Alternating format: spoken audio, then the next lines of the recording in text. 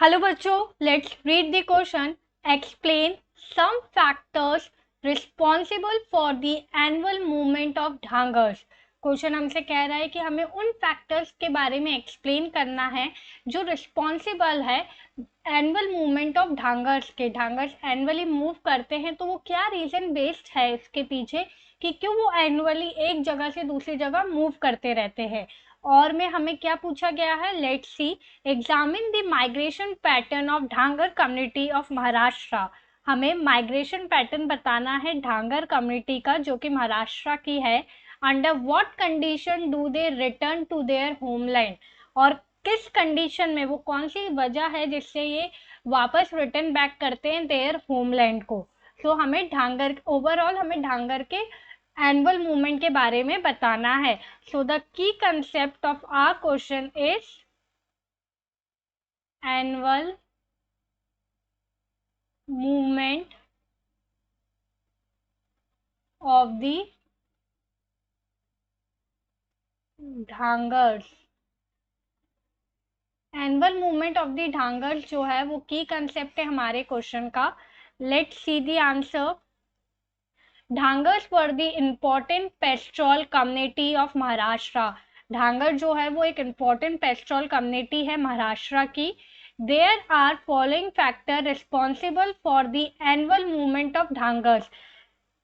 कुछ following factors है जो रिस्पॉन्सिबल है एनुअल मूवमेंट ऑफ ढांगर्स के, और वो कुछ इस प्रकार है. First, the Dhangar shepherd stay in the central plateau of Maharashtra during the monsoon.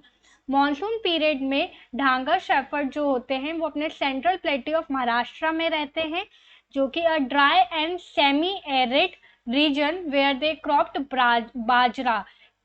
ये एक ड्राई और सेमी एरिड रीजन है सेंट्रल प्लेट्यू जहाँ पे वो क्रॉप्ड करते हैं बाजरा. After harvesting bajra in the month of October they started marching towards the west and reach the Konkan. जैसे ही वो बाजरा हार्वेस्ट कर लेते हैं सेंट्रल प्लेट्यू से, वो अक्टूबर के मंथ के बाद, अक्टूबर के मंथ में स्टार्ट कर देते हैं मार्चिंग, मतलब चलना स्टार्ट कर देते हैं टूवर्ड्स द वेस्ट और रीच करते हैं कोंकण की तरफ. To make land fertile of Konkan peasants for rabi crops Dhangars flock manure the field and fed on stubble. अभी जब वहाँ कोंकण की तरफ मूव करते हैं तो वहाँ उन लोगों के जो कोंकण पीजेंट्स हैं उनके खेत को मैन्योर करने के लिए, ये वहाँ पे उनके खेत को फर्टाइल करने के लिए, रबी क्रॉप के लिए ढांगर्स के फ्लोक जो है, ढांगर्स के कैटल है, उस फील्ड को मैन्योर करते हैं. और वहाँ पे जो भी स्टबल्स है, स्टबल मतलब फलाली, जो हमारे पहले क्रॉप्स के छोटे छोटे पार्टिकल्स बच गए हैं. जैसे हमने हार्वेस्ट कर लिया है गेहूं, पर गेहूं ऐसे लगता है तो गेहूं इतना हमने काट लिया और इतना पार्ट जो बच गया है उसे स्टबल कहते हैं. तो वहाँ उनके फ्लोक्स उस स्टबल को ईट करके इस लैंड को क्लीन करते हैं. With the onset of monsoon, Dhangars left the Konkan and central plateau and moved towards their dry plateau with their flow. और जैसे ही मानसून ऑनसेट होता है तो ढांगर्स कोंकण की जगह छोड़ते हैं और साथ ही साथ अपना सेंट्रल प्लेट्यू की जगह छोड़कर मूव करते हैं towards the dry plateau. Dry plateau की तरफ मूव करते हैं अपने कैटल्स के साथ.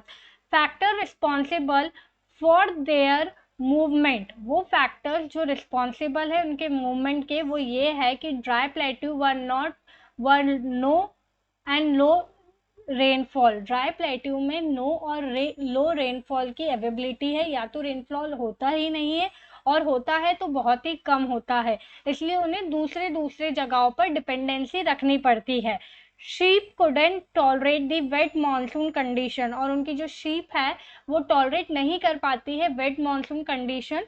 तो जब मानसून जब जहाँ पे वेट नहीं होता है उन्हें वहाँ अपने फ्लोक्स को लेके मूवमेंट करना पड़ता है. Hope you understand the concept of this question as well as answer. All the best.